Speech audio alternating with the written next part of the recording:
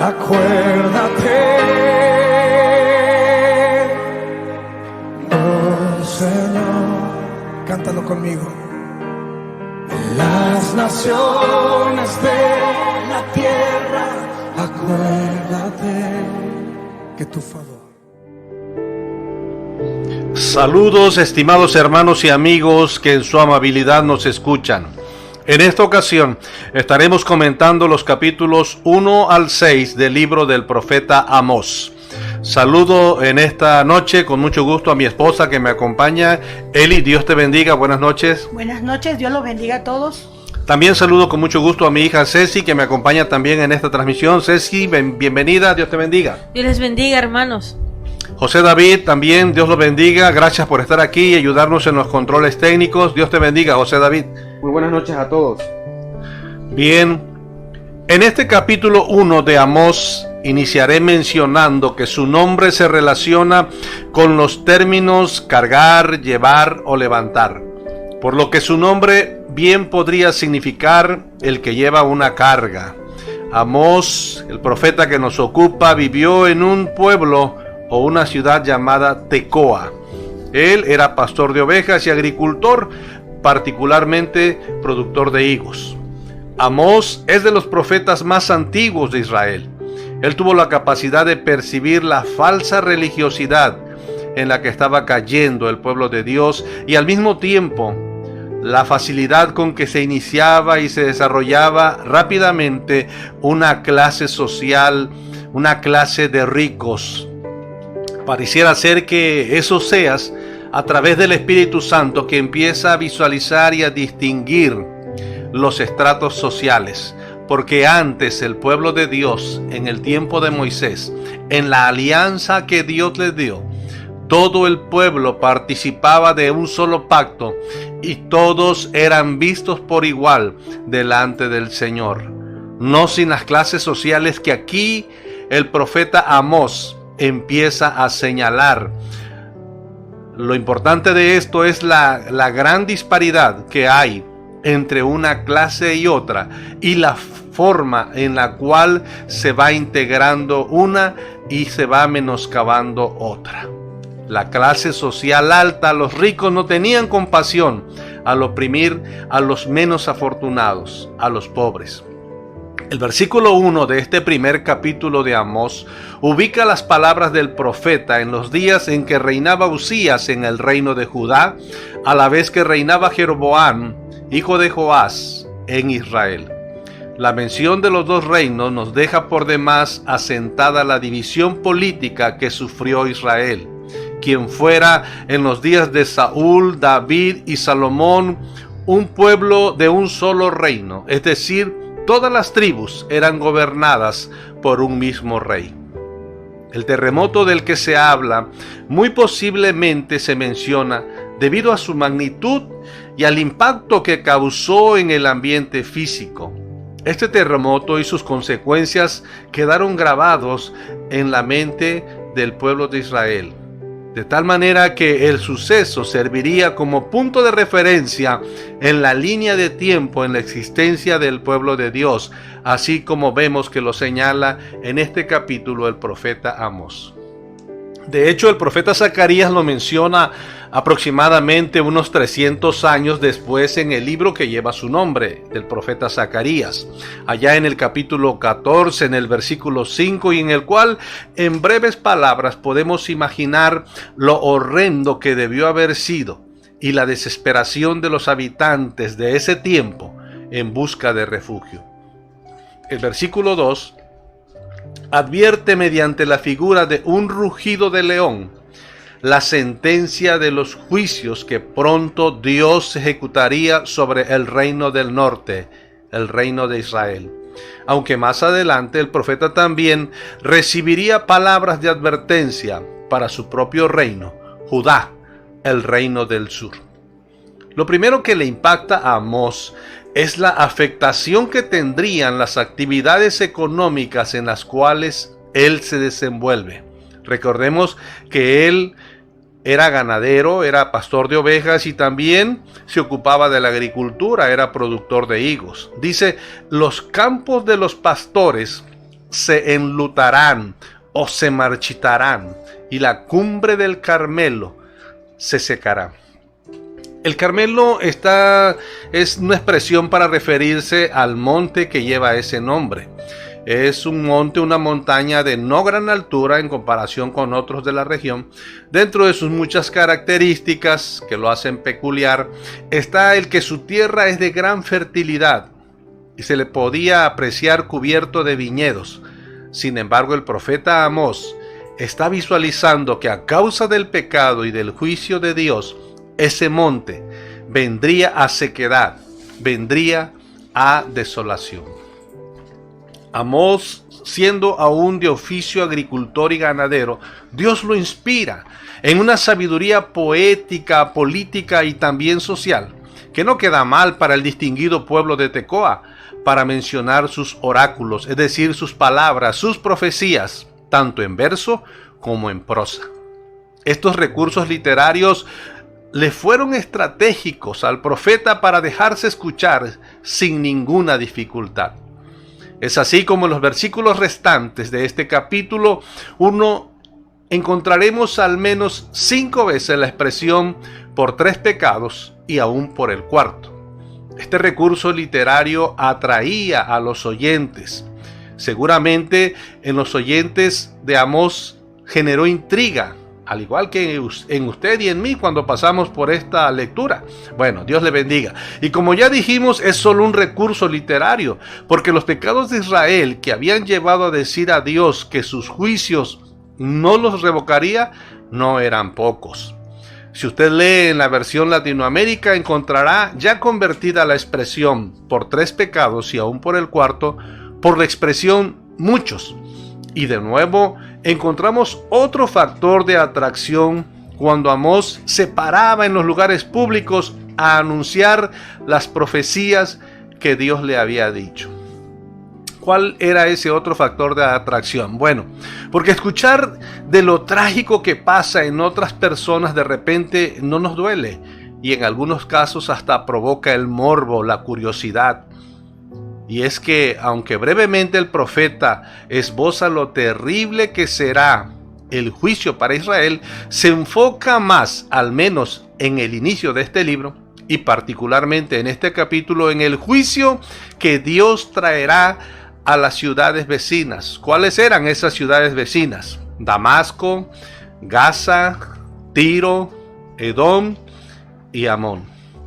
Todos tienen algo particular, y es que en algún momento de la historia habían tratado al pueblo de Israel de una forma que a Dios no le fue de su agrado. Si bien el pueblo de Israel merecía este tipo de, en un momento dado, cierto trato por su desvío, por su alejamiento de Dios, la manera en que estas ciudades o los reyes de estas ciudades actuaron en contra de Israel, sobrepasaron lo que hoy podríamos llamar nosotros ciertos derechos humanos. Y todo eso Dios lo estaba viendo, y todo eso Dios lo tenía en cuenta. Por ejemplo, Damasco fue castigada por la crueldad con que trataba a los prisioneros de guerra.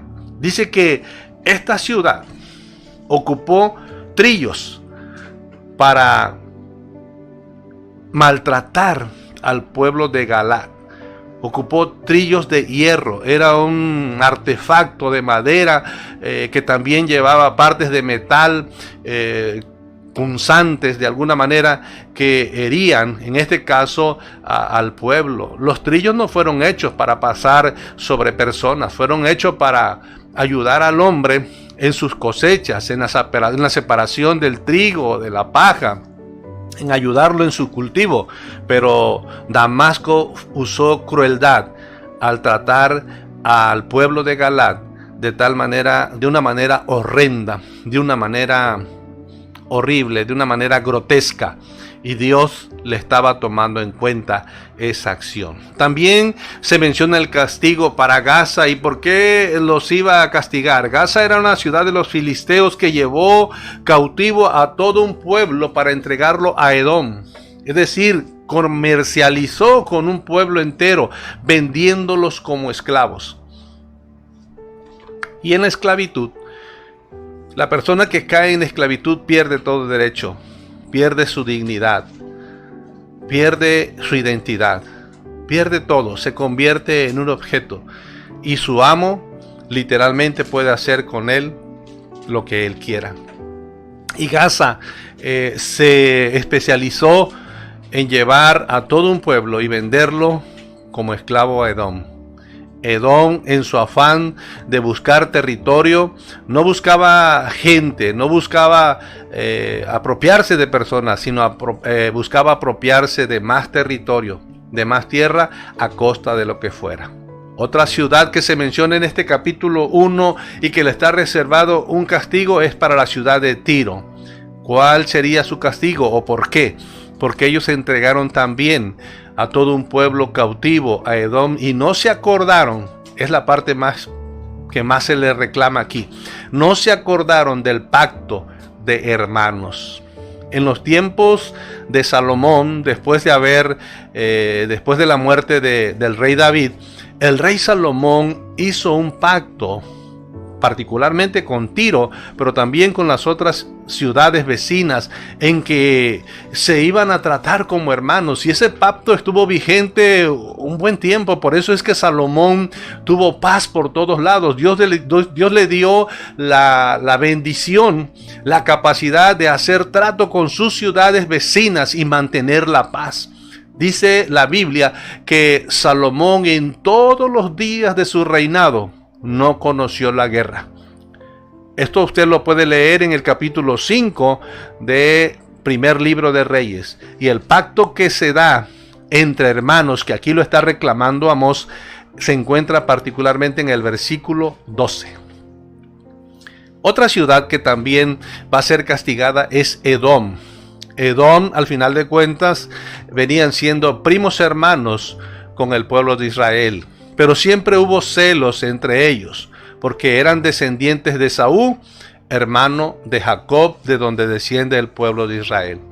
Pero cuando Dios entregó en manos de Edom al pueblo de Israel, Edom persiguió sanguinariamente a sus primos hermanos, a sus hermanos, y violó todo afecto natural. En lugar de tener misericordia, cada día mostraba más odio y rencor. Y en su furor le había robado siempre y perpetuamente ese rencor, el amor hacia sus hermanos. Y en vez de permanecer el amor, ellos vivían teniéndole un rencor hacia sus hermanos. La última ciudad que se menciona en este capítulo 5 es el pueblo de Amón, y ellos iban a ser castigados porque para ensanchar sus tierras, ellos también en tiempos de guerra no tenían compasión de nada ni de nadie. Y esto a costa de lo que fuera, ellos querían ganar territorios, aunque tuvieran que hacer lo que fueran. Y dentro de esas arbitrariedades, dentro de esas brutalidades, estos pueblos, estos guerreros de Amón, a las mujeres embarazadas, a las que estaban encintas, les abrían su vientre. ¡Qué brutalidad! ¡Qué cosa tan tremenda! ¿Cómo el hombre puede llegar a convertirse en un animal? Sin embargo, todo Dios lo ve, todo queda en cuenta, y de todo un día estaremos dando cuenta delante del Señor. Pareciera que para Amón un metro de tierra tuviera más valor que la misma vida humana. Es lo que habla el capítulo 1 de Amós. Empieza señalando un juicio que viene sobre Israel, pero se empieza a centrar en las ciudades vecinas. Seguramente en los capítulos subsiguientes vuelve nuevamente a hablar hacia el pueblo de Israel. Muy interesante lo que comentas, papá. Y sigue en el capítulo 2 de Amós, hablando sobre otras naciones, sobre otros pueblos. En este caso habla de Judá. Primeramente habló a los moabitas, y yo destaco donde habla de Judá por todo lo que dijo el Señor a través de su profeta Amós. Y una de las cosas que hicieron los los habitantes del pueblo de Judá fue que menospreciaron la ley de Jehová, la ley que los regía, la ley que Dios mismo les había dado a través de su siervo Moisés, para que ellos pudieran vivir con las demás naciones, con los extranjeros, para que ellos pudieran vivir en todo aspecto, en todo sentido. Estaba cubierta la ley de Dios que había dado a través de su siervo Moisés. Otra cosa es que no guardaban sus ordenanzas, que también estaban en la ley de Moisés. Esto los hizo errar en sus mentiras, en las que también estaban envueltos sus padres, sus antepasados. Y la consecuencia que vemos aquí, lo que Dios preparó para el pueblo de Judá, era que Dios iba a mandar un fuego en Judá, y añade que va a consumir los palacios de Jerusalén. Como un pequeño paréntesis, en los tiempos de Amós, Judá, su capital era Jerusalén, y en Israel su capital era Samaria. Entonces aquí el Señor está destacando que, aparte de que se iba a mandar un fuego sobre Judá, específicamente en los palacios de Jerusalén iba también a estar. También habla sobre el pueblo de Israel. Vemos la expresión en todo el capítulo de por su tercer pecado y por el cuarto, que en otra versión quiere decir por sus muchos pecados. Lo traducen como por sus muchos pecados.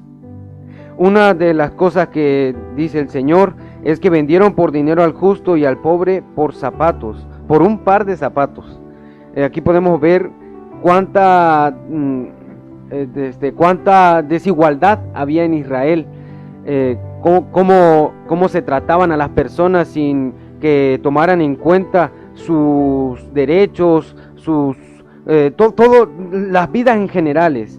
Y yo creo que aquí dice que vendieron por dinero al justo, porque el justo no hacía lo que ellos mismos hacían, no tenían todo lo que ellos hacían, adoraban a sus dioses falsos, ni hacían todo justamente. Entonces, por eso lo menospreciaban, porque no pensaban que era uno de ellos, lo excluían de ellos mismos. Entonces, por eso no les daban la importancia y a veces lo vendían por dinero. Y al pobre también, el pobre con su escasez de recursos no lo tomaban en cuenta, porque no creían que tuviera un futuro, porque no creían que podrían sobresalir, y por eso mismo también hasta los cambiaban con un par de zapatos. También dice aquí en el capítulo 2 que pisoteaban en el polvo de la tierra las cabezas de los desvalidos y tuercen el camino de los pobres. Aquí quiere mencionar que los israelitas a veces hacían muy difícil el camino de los pobres, hacían muy difícil que ellos pudieran progresar. Por eso es torcer sus caminos. Todo el trayecto que ellos iban a transcurrir, ellos los hacían difíciles de poder completar, de poder realizar. También dice, el hijo y el padre estaban con la misma mujer. Y aquí decía también el Señor que les hacía era que profanaban su nombre. Y cabe destacar que profanar es tratar sin debido respeto a alguien o algo digna de ser respetada. Un sinónimo de profanar es deshonrar. O sea que con ese acto deshonraban el nombre del Señor, hacían una falta al nombre del Señor. También decía, sobre las ropas empeñadas se acuestan junto a cualquier altar, y el vino del multado lo beben en la casa de sus dioses.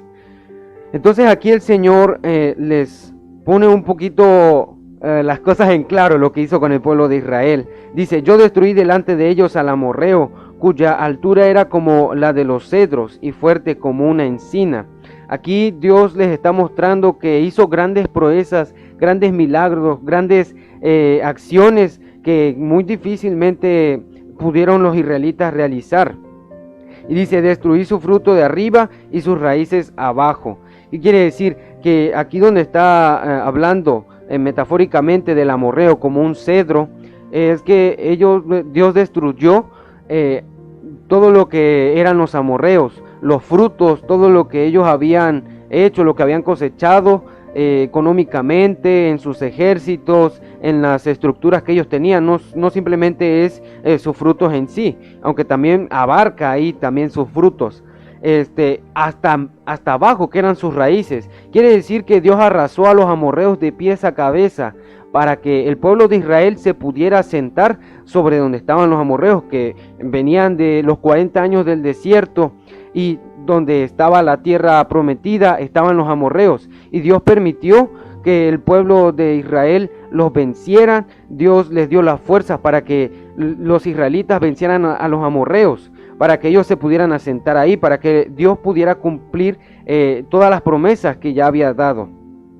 También dice: y a vosotros os hice subir de la tierra de Egipto, y os conduje por el desierto 40 años, para que entraseis en posesión de la tierra del amorreo, y levanté de vuestros hijos para profetas, y de vuestros jóvenes para que fuesen nazareos. ¿No es esto así? Dice Jehová, hijos de Israel. Entonces aquí el Señor está diciendo que aparte de que Dios le dio la tierra de los amorreos, Dios había dado todos los factores, Dios había dado la fuerza al pueblo de Israel, Dios le había favorecido a Israel para que pudieran vencer a los amorreos, y aparte también de eso, los hijos de Israel, los descendientes, una parte de Israel eran consagrados para el servicio del Dios. Los nazareos eran personas que se consagraban a Dios y por lo tanto tenían algunas cosas que no debían de hacer, tenían algunas restricciones como tomar vino, como no raparse la cabeza. Todo eso lo podemos ver en el Antiguo Testamento, en Levíticos. Y entonces Dios había hecho todo eso con los israelitas. Y dice: mas vosotros disteis de beber vino a los nazareos, y a los profetas mandasteis, diciendo: no profeticéis. Entonces, todo lo que Dios había hecho con sus siervos, con los nazareos, con los profetas, Dios hablaba a través de los profetas. El pueblo simplemente los callaba. El pueblo no escuchaba a los profetas y hasta impedía que los profetas hablasen. Entonces, podemos ver aquí que el Señor está poniendo todo sobre la mesa, por así decirlo, diciéndole al pueblo de Israel todo lo que había hecho, Dios por los israelitas, y cómo los israelitas hacían cosas que a Dios no le agradaban. Entonces dice aquí: pues he aquí, yo os apretaré en vuestro lugar, como se aprieta el carro lleno de gavillas, y el ligero no podrá huir, y al fuerte no le ayudará su fuerza, ni el valiente librará su vida. El que maneja el arco no resistirá, ni escapará el ligero de pies, ni el que cabalga en caballo salvará su vida. El esforzado de entre los valientes huirá desnudo aquel día, dice Jehová. Aquí podemos ver la sentencia que Dios había mandado al pueblo de Israel por todo lo que había hecho, por todo lo que había cometido. Y por más que Dios mandaba a sus profetas, lo habíamos leído en Jeremías, lo habíamos leído en Ezequiel, que Dios mandaba a sus profetas para hablarle al pueblo porque tenían tiempo, porque tenían la oportunidad de volverse de sus malos actos, de los malos hábitos que habían tenido, para que el Señor se tuviera misericordia del pueblo de Israel. Podemos ver también aquí lo que es la consecuencia de que el pueblo de Israel buscara a otros dioses y no buscara verdaderamente al Señor. En la anterior transmisión yo estaba hablando sobre confiar en el Señor. En uno de los capítulos de Oseas estábamos hablando de lo que es la confianza en el Señor, de que Dios le había dicho al pueblo de Israel que confiasen en Él, que en Él tuvieran la tranquilidad y que Dios los iba a progresar, Dios los iba a prosperar. Entonces, una de las consecuencias que habíamos visto es que había injusticia al pueblo que no confiaba en el Señor. Y aquí podemos ver claramente que había injusticia, había muchas cosas que lo hacían los israelitas injustamente, hasta los mismos profetas. Entonces, podemos ver aquí la falta que Israel estaba cometiendo, todo lo que había hecho, el no escuchar al Señor, el no hacer su voluntad, el no confiar en el Señor. Y para confiar en el Señor necesitamos primero hacer su voluntad, porque no podemos confiar en el Señor y no hacer lo que Él nos manda a hacer. Lo que Él no nos manda a hacer, lo hacían el pueblo de Israel. E incluso hasta adoraba a otros dioses. Entonces podemos ver aquí la falta que había cometido el pueblo de Israel y el pueblo de Judá. Muy bien, como tú dices, José David, en estos capítulos Dios le hace ver al pueblo de Israel que Él los había escogido como su Dios. Sin embargo, ellos no se arrepentían de sus múltiples pecados. Y entonces vemos en el capítulo 3 que Dios envía una palabra para Israel. ¿Y por qué da esa palabra en el capítulo 3? Porque dice Dios que Él los hizo subir de Egipto cuando no eran nada. Cuando eran una familia pequeña, la familia que había subido con Jacob, y que después del tiempo de estar esclavos se había vuelto una gran nación y había salido. Entonces Dios les reclama: yo los hice subir de Egipto, yo les entregué las leyes del pacto. Si recordamos que al pie del monte Sinaí Dios les dio unas leyes por medio de Moisés al pueblo de Israel, y ellos hicieron un pacto de servir a Dios. Y luego más adelante podemos ver en el libro de Josué 5 que Josué los llama en el monte Gilgal y hacen de nueva cuenta un pacto con Dios, se circuncida el pueblo y hacen pacto de servirles. Entonces ellos se habían olvidado de las veces que habían prometido servir a Dios, adorar a Dios, amar a Dios en medio de todos los pueblos, y Dios les hace ver que ellos habían olvidado su pacto, pero que Él sí recordaba las palabras del pacto. Y tanto era eso que Él los había guardado durante todos esos años que habían vivido peregrinando en el desierto y durante los años en los cuales se habían asentado en la tierra de Canaán, porque para eso les había entregado sus leyes. Entonces Dios también les dice que no amaba ningún otro pueblo de la tierra. Entre todos los pueblos de las naciones, Dios decidió escoger al pueblo de Israel. Era su príncipe, su amado. Y entonces eso podemos ver en el capítulo 33 de Éxodo, en el versículo 19, cuando Dios le dice a Moisés: y le respondió: yo haré pasar todo mi bien delante de tu rostro, y proclamaré el nombre de Jehová delante de ti, y tendré misericordia del que tendré misericordia, y seré clemente para con el que seré clemente. Desde ese momento ya, y mucho tiempo atrás, a través de la relación con su amigo Abraham, Dios había escogido amar al pueblo de Israel. Y tanto había sido ese amor que por mucho tiempo le había prolongado la misericordia, había sido propicio, había mostrado sus bienes, sus maravillas, su poder al sacarlo de Egipto. Pero el pueblo de Dios, el pueblo que debía ser exclusivo para Dios, se olvidó de todas esas cosas y empezó a seguir en esa tierra a los dioses de otros pueblos. Y entonces les dijo que los castigaría de sus maldades, ¿sí? Por eso en este capítulo 3 Él les dice: ¿andarán dos si no están de acuerdo? Es decir, Israel iba por un camino y Dios se había quedado esperándolo donde lo habían abandonado. No estaba de acuerdo Israel con Dios. No miraba por el pacto de Dios ni por las leyes de Dios, que no resultaban para ellos ser agradables. Ellos habían torcido, se habían corrompido a causa de la maldad de los pueblos que estaban a los alrededores de Israel, de Judá, pero también ellos les había agradado vivir de esa forma. Entonces Dios le dice: dos no pueden estar de acuerdo. Dos no pueden caminar juntos si no están de acuerdo. Y eso es algo que les reclama. Ustedes no están de acuerdo conmigo, no quieren caminar en pos de mí. Pero también hay algo que el Señor les dice en este capítulo 3, y les dice que el león no ruge en vano. Entonces empieza a hablar acerca de un rugido de león. Y aquí yo quiero comentarles, amados, que el rugido de león tiene algo muy especial. El rugido de león tiene un efecto tal que cuando ruge para encontrar una presa, la paraliza. ¿sí? Es una estrategia que el león utiliza en caso de que la presa quiera correr. El león ruge y la presa se paraliza y él puede cazarla. Entonces Dios estaba comparando este llamado de atención que él le hacía al pueblo de Israel con el rugido de un león. Y entonces dice también, el rugido del león crea pánico y paraliza los movimientos de sus víctimas. También les hace ver en este capítulo que el ave no cae si no hay una red en que atraparla.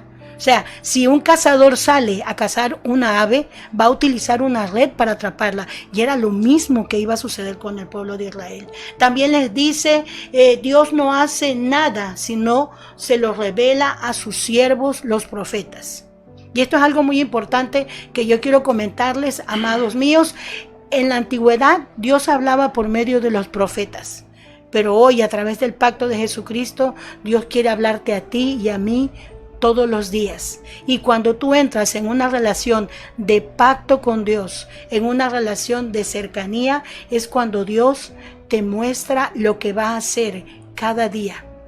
Y Él habla a sus hijos. Entonces, Dios dice aquí que no hace nada si no lo avisa a sus profetas en el Antiguo Testamento.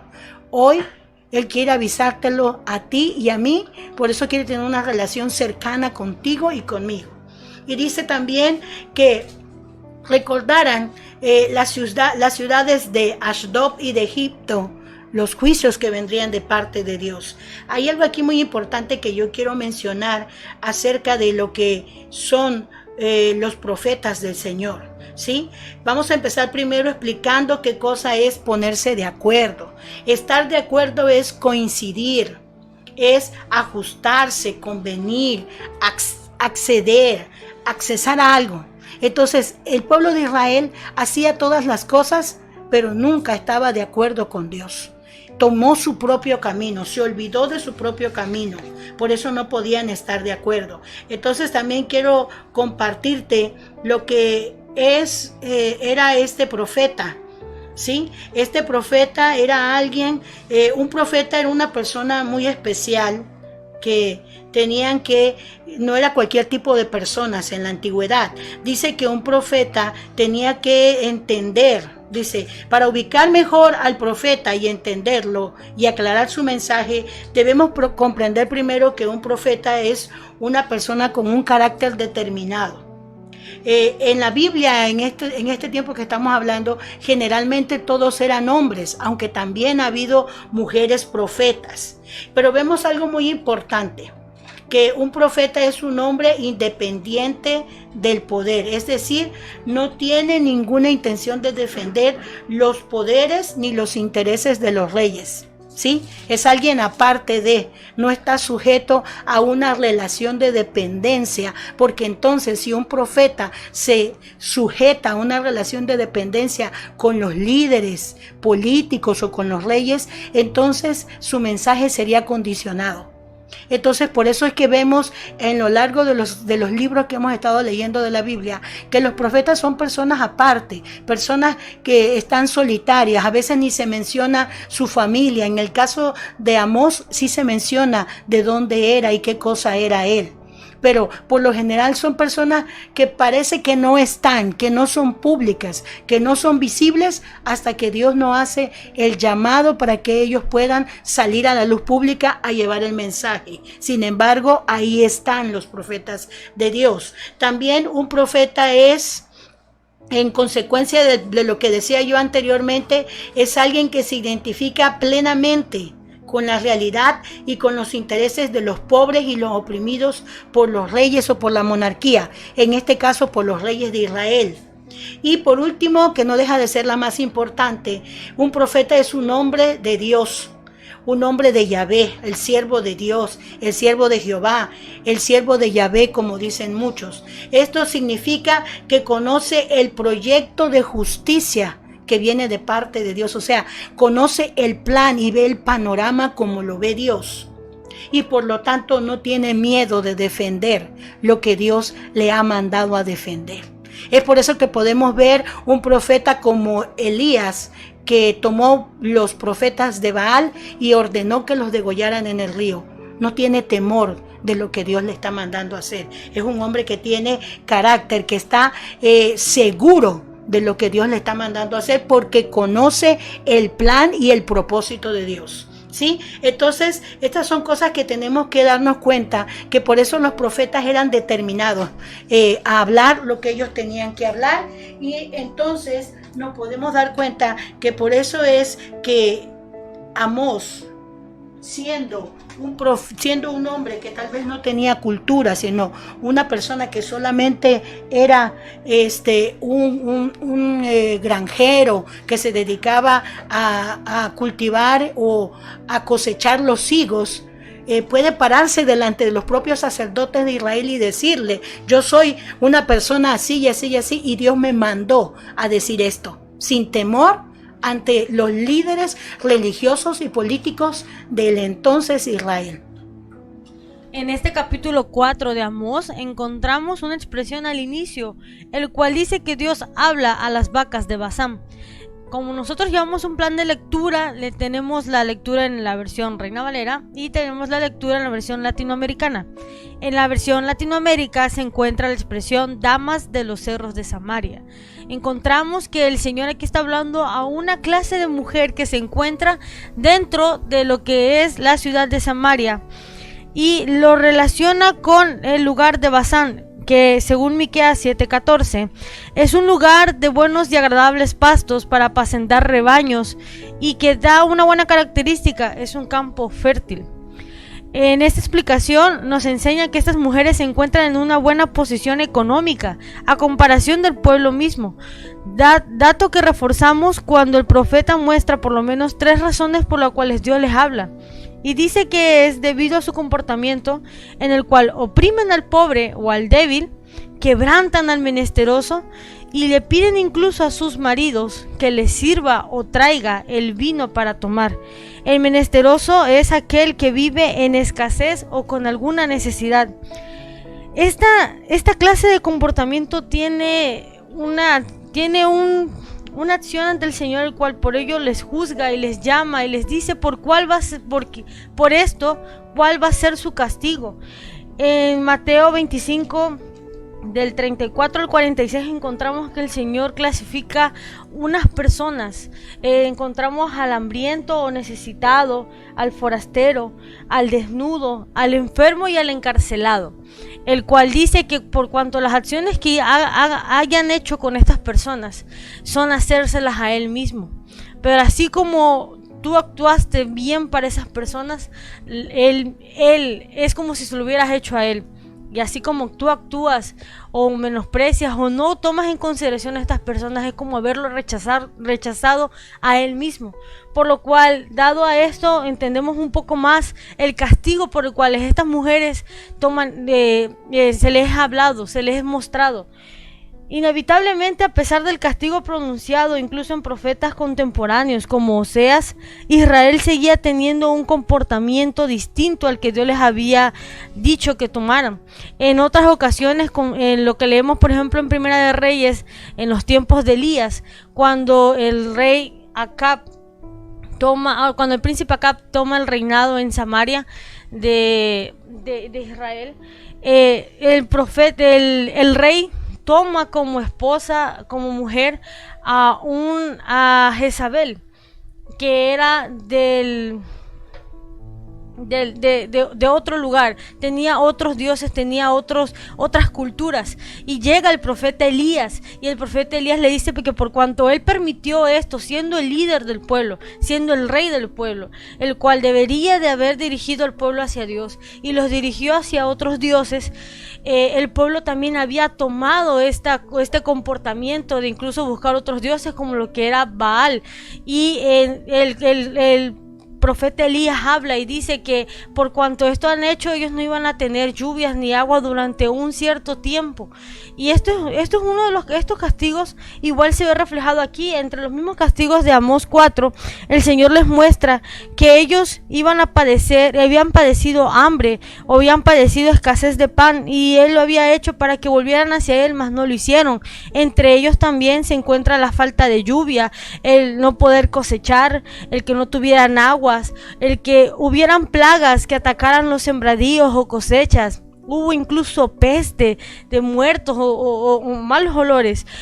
Hubo incluso el castigo con fuego. Sin embargo, el pueblo de Israel seguía en una actitud que lo tomaban, no le tomaban aprecio a la palabra del Señor. Ellos seguían comportándose como ellos creían que era bueno. Seguían ellos, en este caso las mujeres de Basán, seguían entregando sus diezmos cada 3 días. Seguían ofreciendo holocaustos cada mañana, sacrificios cada mañana, pero era solamente un comportamiento superficial, no era realmente una búsqueda sincera del Señor. En capítulos anteriores, en Joel 2, habíamos hablado que el Señor decía que ya estaba harto de sus sacrificios. Él lo que quería era que no entregaran sacrificios, sino que rasgaran su corazón. En Joel 2:12 dice que Él lo que quiere es que lo busquen a Él, pero que rasguen su corazón ante Él. Porque Él no quiere solamente algo superficial, sino quiere que nazca de nuestro interior la búsqueda correcta ante el Señor. Y ante este castigo, Israel seguía teniendo un comportamiento nada adecuado. Y el Señor les dice, prepárense porque se van a encontrar con su Dios. Un Dios que solamente se había dado a conocer a ellos. Un Dios que solamente les había dado a ellos ese privilegio de ser su pueblo. Ese privilegio de tenerlo a Él como su escudo, su fortaleza, ese privilegio de que Él era quien cuidaba por ellos. Sin embargo, ellos siguieron en su comportamiento de rebeldía, como siempre habían llevado, como era una costumbre en el pueblo de Israel. Y ante esto el Señor les dice que se preparen, porque de esta manera Él iba a castigar a Israel y que iba a sacar cuentas con ellos. En este caso, de este capítulo, lo que nos invita es a nosotros de que muchas veces el Señor nos habla con diversos castigos o procesos o situaciones como lo que hoy estamos viviendo en la pandemia, que son cosas en las que el Señor lo permite para que nosotros podamos volvernos a Él. En segunda de Pedro 3:14 dice así: con una esperanza así, queridos hermanos, esfuércense para que Dios los encuentre en su paz, sin mancha ni culpa. Aquí el apóstol Pedro está hablando de que cada vez que nos encontremos ante el Señor, nos tratemos de encontrar con todo el esfuerzo, de encontrarnos sin pecado, sin algo que nos perjudique o que manche nuestro testimonio, nuestro andar, nuestro vivir. De esta manera, hoy en día Dios nos tiene gracia hacia nosotros, y a nosotros nos da esta oportunidad de cada mañana buscarle a Él, irnos a su presencia en oración y podernos presentar ante Él y rendir cuentas ante Él. O sea, poder de arrepentirnos de nuestros pecados y poder estar a cuentas con Él. En Isaías 1:18 Él habla y dice: venid luego, dice Jehová, y estemos a cuentas. Si vuestros pecados fueren como la grana, como la nieve serán emblanquecidos. Si fueren rojos como el carmesí, vendrán a ser como blanca lana. Pero lo importante de este capítulo igual es la obediencia. Dice en el versículo 19: si quisiereis y oyereis, comiereis el bien de la tierra. Si no quisiereis y fuereis rebeldes, seréis consumidos a espada por la boca de Jehová, porque la boca de Jehová lo ha dicho. Esta es la invitación de este capítulo, a no seguir como el pueblo de Israel, a no comportarnos como pueblo de Israel en rebeldía o en desobediencia, sino a comportarnos en completa obediencia hacia Él y entregarnos con la mayor sinceridad, buscarlo a Él con la mayor entrega, el mayor amor, con todo vuestro corazón. De esta manera el Señor ha hablado en este capítulo. Esa falta de entrega y de sinceridad en la búsqueda de Dios, esa superficialidad se ve reflejada en el capítulo 5 bajo una sentencia, bajo una lamentación muy seria de Dios a través del profeta Amós. Y comienza utilizando una figura, la figura de una virgen, de una doncella, de una novia que está próxima a llegar al matrimonio, a las bodas. Sin embargo, alguna tragedia sucede y la boda como tal o el matrimonio como tal no se concreta. Esto es una figura que usa el profeta Amós, porque vemos que Amós es, junto a otros como Oseas, por ejemplo, son contemporáneos y son de los primeros profetas que Dios ocupó en el pueblo de Israel para señalar su desvío. Dicho de otra manera, son de los profetas más antiguos. Esto significa que la nación como tal, la nación de Israel, todavía no tenía mucho tiempo de estar establecida como tal. A lo mucho tendría unos 200 años. Entonces estamos hablando de una nación joven. Por eso Amós la compara como una doncella, y que antes de que disfrute de lo que podía ser, viene una desgracia. En este tiempo de Amós, ciertamente el pueblo está en una prosperidad. Ciertamente el pueblo está en abundancia, hay riquezas, hay muchas cosas, hay prosperidad, hay frutos, el campo da sus frutos, hay mucha actividad comercial. Pero lo importante aquí es que Amós tuvo la capacidad de percibir por el poder de Dios lo que se estaba tramando en el fondo, lo que realmente se estaba construyendo en el fondo, lo que estaba sucediendo. Y lo que estaba pasando es que el pueblo se estaba desviando una vez más, como muchas veces lo había hecho, y ahora de una manera más terrible. Ahora habían encontrado otro modo. Y este modo, dijimos en el capítulo 1, es estableciendo clases sociales. Tal vez no lo hicieron de una manera directa, de una manera explícita, pero sí ya había una distinción. Sí ya había una explotación más que nada hacia el pobre. Oprimían al menesteroso, al pobre, al necesitado, al campesino. Y Dios estaba viendo algo principal en el palacio, en el gobierno, en la administración de los que gobernaban, y lo que veía era injusticia.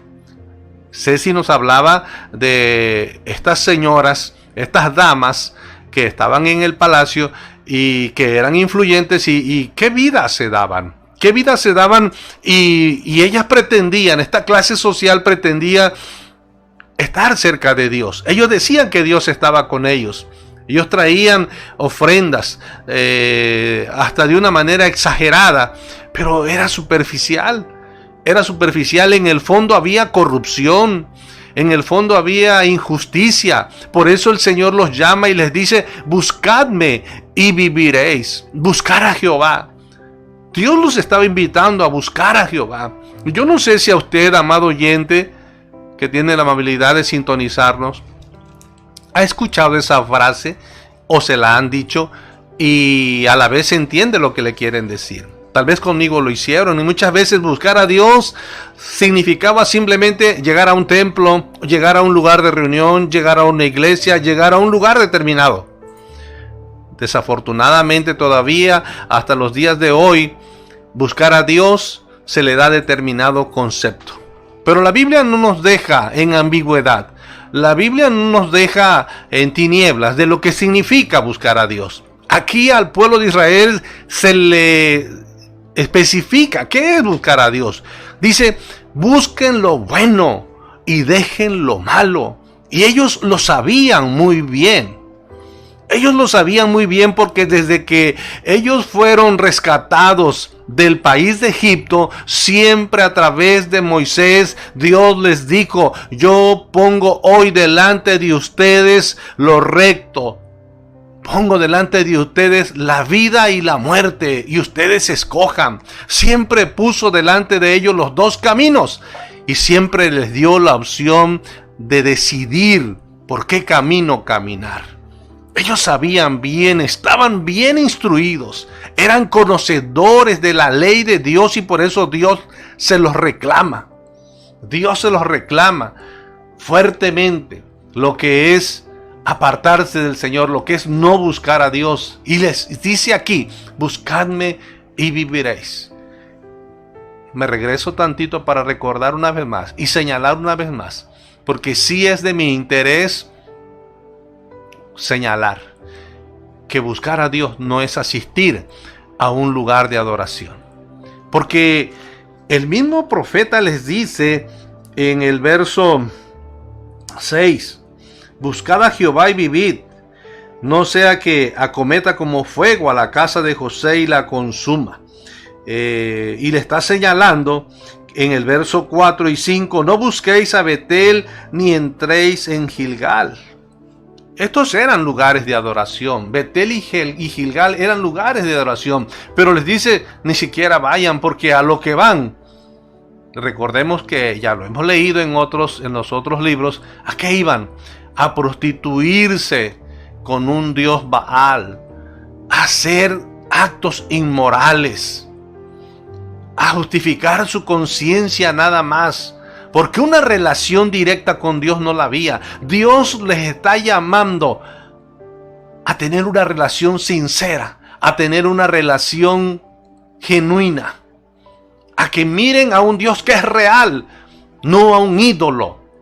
Dios les está reclamando su idolatría. Han ocupado el mismo templo del Señor para un acto de idolatría, para actos inmorales, para actos de injusticia. En el capítulo que analizaba mi hijo José David, hablaba de esas prendas sobre las cuales dormían los sacerdotes o el pueblo de Dios o los que llegaban allí, siendo que la ley decía que una prenda empeñada no podía terminar un día en el lugar de empeño. Tenía que devolvérsele, porque no podía dejarse sin abrigo a la persona que había empeñado esa prenda. Tal vez en el tiempo de hoy hablar de una prenda de ropa lo veamos como algo sencillo. Pero si nos ubicamos en el tiempo de Amós y nos ubicamos en las condiciones en las que estaban, la clase más desprotegida, los menos afortunados, los pobres, comprar un par de sandalias, un par de zapatos, una prenda de vestir, tal vez le llevaba más de un mes de salario. Y retener esa prenda, que constituía el abrigo de una persona delante de los ojos de Dios, eso estaba prohibido. Y esta clase social agarraba y tomaban las prendas de estas personas y las tomaban como alfombra para dormir en ellos. Dios se lamenta de lo drástico, hasta dónde ha llegado el mismo pueblo de Dios, haciendo actos en contra de sus hermanos. Entonces, buscar a Dios, ¿qué es? Practicar la justicia, dejar lo malo, hacer lo bueno. Y los invita y los reta. Dice, busquen al que formó las Pléyades, al que hizo las estrellas, al que hizo realmente el universo. Los está llamando y le dice, busquen al que vuelve las tinieblas en mañana, al que oscurece el día como noche, al que hace llover. A un Dios verdadero, a un Dios real, a un Dios que puede hacer las cosas y que sustenta todas las cosas. No un ídolo que tienen que cargar, no un ídolo que no escucha, que no ve, que no oye, que lo tienes que cargar y que por lo tanto no es capaz de hacer nada. Dios aquí está llamando al pueblo de Israel a mirar a un Dios verdadero y que recuerden que Él los sacó de Egipto. Les dice nuevamente, buscad lo bueno y no lo malo para que viváis. Y así Jehová de los ejércitos estará con vosotros como decís. Porque ellos decían que Dios estaba con ellos. Sin embargo, ellos no establecían la justicia en los juicios.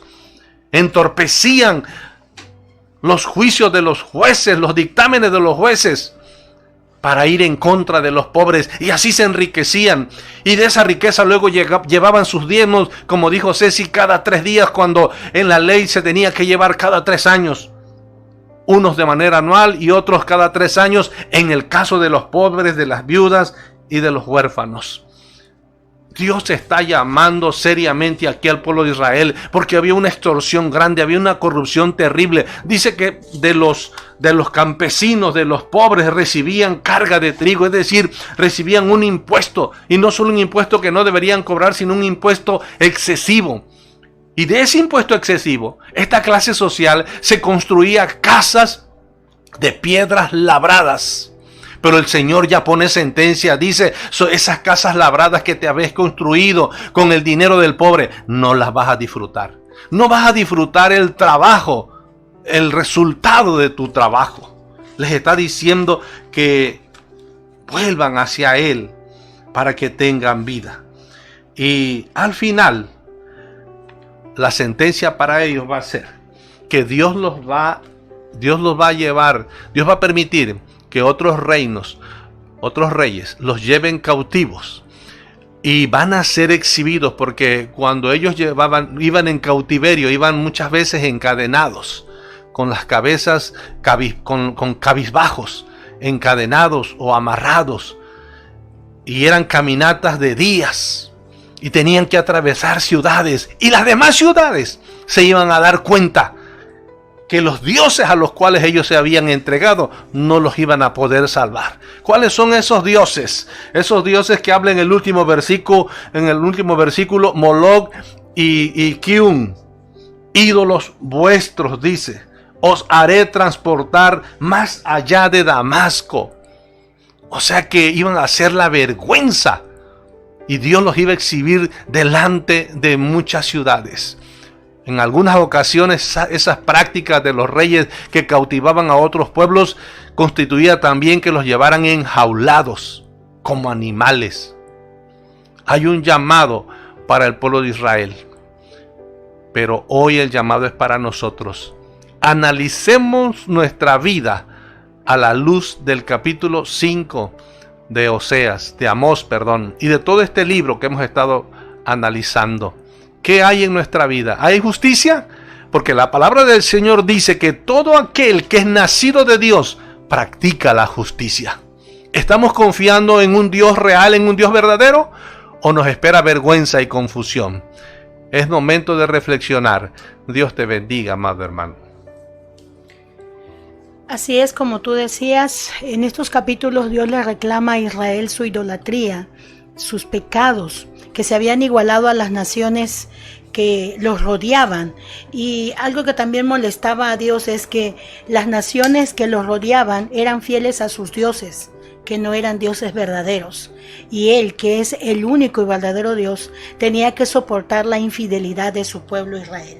Y entonces en el capítulo 6 podemos ver que Dios habla acerca de que el pueblo de Israel estaba confiado, en especial el pueblo de Judá, y había sido confiado de tal forma que dice que había reposados en Sión y confiados en el monte de Samaria.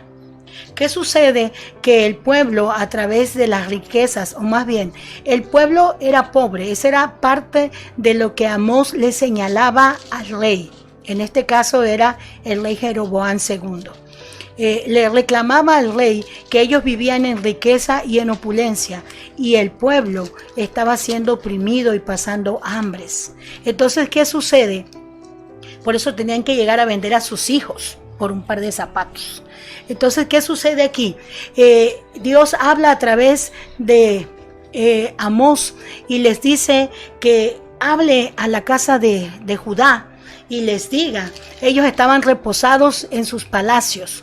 Como decía mi esposo, con el dinero de los impuestos, con lo que recababan y robaban al pueblo, con eso se habían hecho lujosos palacios que en algunos versículos se llaman de marfil, y esto es algo que ha quedado asentado en la arqueología. Ha habido excavaciones ahora en lo que es Samaria y se han encontrado a metros de excavaciones losas completas de marfil, que luego cuando fueron tomados como cautivos de Siria, eso quedó ahí oculto, enterrado en la tierra. Entonces la palabra que Amós estaba dando era real, era verdadera y es comprobable. Ellos se gozaban en sus palacios, vivían en la comodidad, en la riqueza, en la opulencia. Por eso les decía vacas gordas a las mujeres y a los hombres toros fuertes. ¿Por qué? Porque así se veían, de tanto que comían y comían. Mientras que el pueblo que Dios les habían puesto a gobernar, a dirigir, porque ellos eran administradores de parte de Dios para su pueblo escogido, lo habían dejado, y entonces el pueblo corría en pos de otros dioses, esperando lluvia, esperando cosechas, pero todo esto ya estaba empezando, había ya subido a la paciencia de Dios. Entonces dice que ellos que estaban confiados, en especial Samaria, que era un monte que hasta la fecha sigue siendo un monte, y sus nobles, todos ellos que se dedicaban a una vida relajada. Y les dice, vean y vayan a la ciudad de Calné o Calnó, como dice en el libro de Isaías, y a Hamat Gat, que son ciudades que pertenecen a Siria, y vean si ustedes tienen la misma extensión, el mismo territorio, si hacen lo mismo que hacen ustedes, porque ustedes se sientan en sillas de iniquidad, en camas de marfil. ¿Sí? Y entonces Dios molesto les da una sentencia, les dice que la casa grande será herida con hendiduras, que esto es igual a será hecha escombros. Y la casa pequeña, dice, tendrá aberturas, que es igual a que será hecha pedazos. O sea, tanto Judá como Samaria, como Israel, serán castigados. No se les va a perdonar. Y entonces dice, por eso yo levantaré sobre vosotros una nación que les va a oprimir desde Hamat hasta el arroyo de Arabá. Y esto es una palabra que Dios le dio por medio de Amós, y ya esta era la señal, que eran los sirios los que vendrían a conquistarlos, a subyugarlos. Entonces, amado hermano, amado amigo, en estos versículos del libro de Amós podemos ver que Dios está consciente del pecado del pueblo. Y también está consciente del pecado de los líderes, tanto religiosos como políticos. Eso fue en el pasado. Hoy también Dios está consciente del pecado de los líderes políticos y de los líderes religiosos, y también de su pueblo. Pongamos nuestro oído a estas palabras y demos cuenta cuáles son las cosas que a Dios le desagradan, qué es lo que a Dios no le agrada de su pueblo, qué es lo que Dios espera de nosotros. Porque así como les hace ver al pueblo de Samaria y les dice, ustedes han sido un pueblo que está gozoso con lo que tiene y se ha olvidado de la necesidad del pueblo. Entonces, amados hermanos, espero que todos estos comentarios que hemos estado haciendo hayan sido de su agrado. Es una bendición para mí poder hablar con ustedes y estar aquí con mi familia reunidos, comentando la palabra una vez más, aprendiendo de la palabra de Dios. Que Dios les bendiga. Buenas noches a todos y nos seguiremos escuchando la próxima semana. Buenas noches, Dios les bendiga. En tu bondad, en tu bondad, Señor, en tu bondad.